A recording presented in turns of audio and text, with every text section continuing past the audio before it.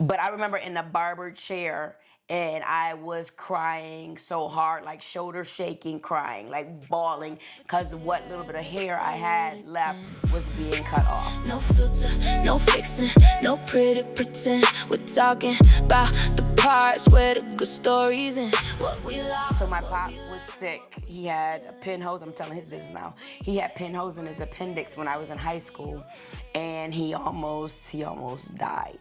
And so he was in hospital for a while.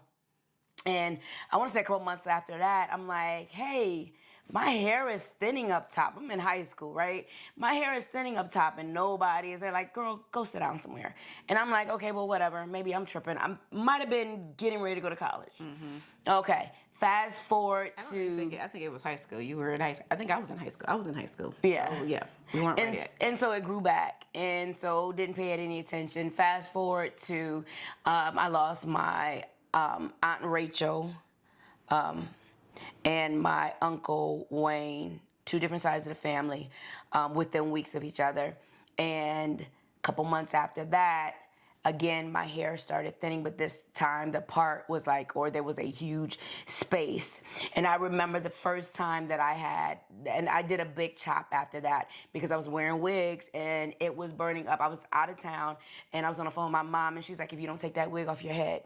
And so I did a big chop, but by this time the hair had grown back, but it was still like boy short. I had like a little mohawk thing going on, and the cut came out really cute. But I remember being in the barber to chair. Joe Mitchell, because he really hooked Joe, her. yeah, he did. He really, yeah, In D.C. yeah.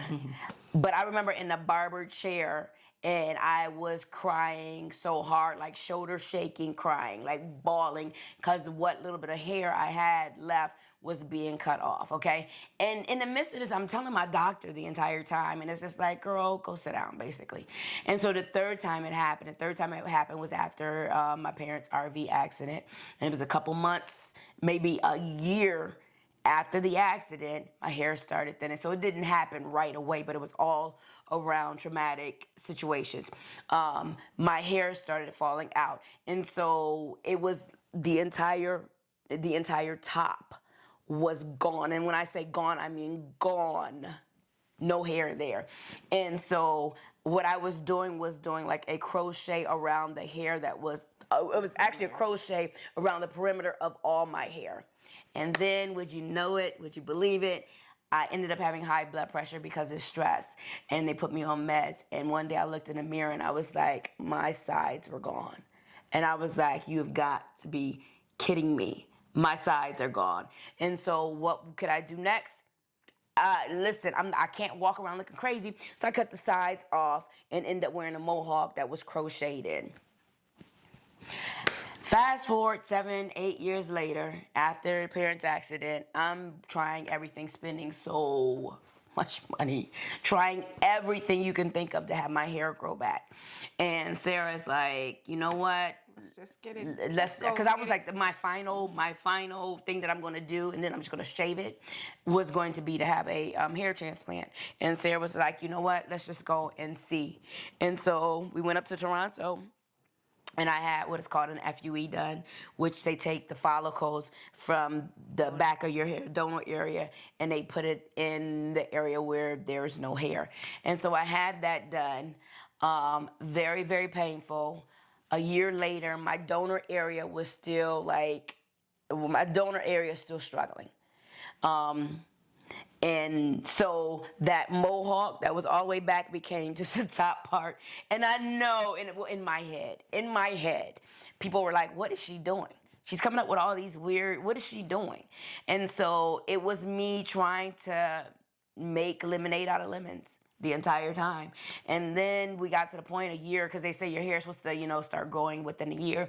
And at the end of that year, my hair is still to this day, is not in as full as I would like for it to be. And so since that time, I've been going and having what is called PRP. So they take your blood out and take the plasma, and they inject it back into your scalp, which is extremely painful and expensive, but painful, right? And so that's where I've been with this. And it was just like, you know what? I was like, cut the rest of it off. I had like hair that was pretty long, but it was like right here around. And so I told I went to the barber and was like, cut it.